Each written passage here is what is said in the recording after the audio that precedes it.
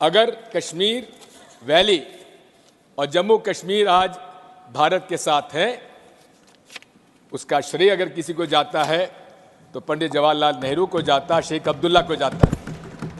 कश्मीर में दिग्विजय जी ने सरदार पटेल का नाम नहीं लिया। एक नाम लिया शेख अब्दुल्ला का, दूसरा नाम दिया जवाहरलाल नेहरू का। तो वो होम मिनिस्टर थे, क्यों नहीं दिया भाई?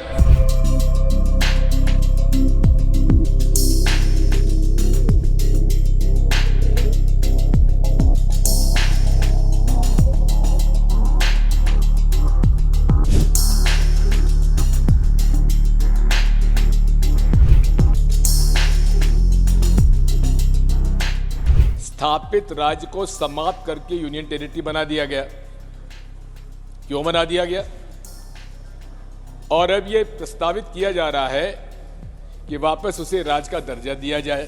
फैक्ट यह है कि जब देश आजाद हुआ तो देशी रियासतों के राजाओं और नवाब और महाराजाओं को यह अधिकार था कि वो किस देश में शामिल हों, वो अधिकार उनको दिया गया था। बैठ जाइए दिग्विजय जी, अब हो गया, लोग समझ चुके हैं आपको, बैठ जाइए।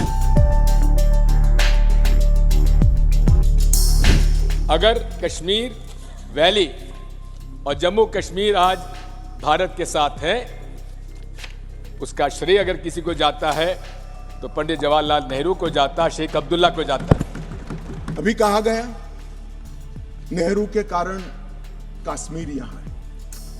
नेहरू जी के न होते तो शायद ये बिल ही नहीं आता। जूनागढ़ में क्या जवाहरलाल नेहरू गए थे? हैदराबाद में जवाहरलाल नेहरू गए थे? लक्षद्वीप में जवाहरलाल नेहरू गए थे? जोधपुर में जवाहरलाल नेहरू गए थे?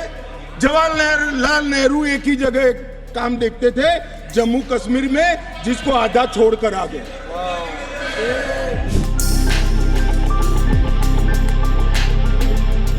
आर्टिकल 370 के बारे में बहुत सारी बातें कही गई। आतंकवाद समाप्त हो जाएगा, लेकिन आर्टिकल 370 में बचा क्या था? 90% जो अलग से आर्टिकल 370 के प्रोविजंस थे, वो तो इंडियन कॉन्स्टिट्यूशन के साथ उसमें समावेश कर दिए गए थे पहले, धीरे, इसलिए उसका कोई असर नहीं था। और कहा था आतंकवाद खत्म हो जाएगा, समाप्त हो जाएगा, लेकिन क्या आतंकवाद समाप्त आज हो गया? रोज हम आतंकवाद की गतिविधियां वहां पर देख रहे हैं, हमारे लोग शहीद हो रहे हैं।